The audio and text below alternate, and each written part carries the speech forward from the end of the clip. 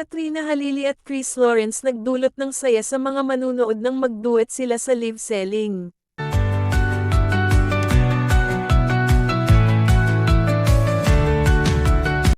Nagpakilig sa mga netizens sina Katrina Halili at Chris Lawrence matapos silang magduet sa isang live selling. Sa gitna ng pagbebenta ng produkto, bigla nilang ipinamalas ang kanilang talento sa pagkanta. Agad namang kinilig ang mga manunood dahil sa kanilang hindi maikakailang chemistry. Mas lalo pang naging espesyal ang live selling dahil ito ay para sa negosyo ng kanilang anak na si Katie Lawrence. Makikita rin ang saya at suporta ni Katie habang pinapanood ang kanyang mga magulang.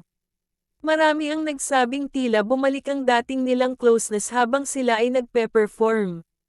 Umani ng samot-saring positibong reaksyon ang kanilang duet sa social media.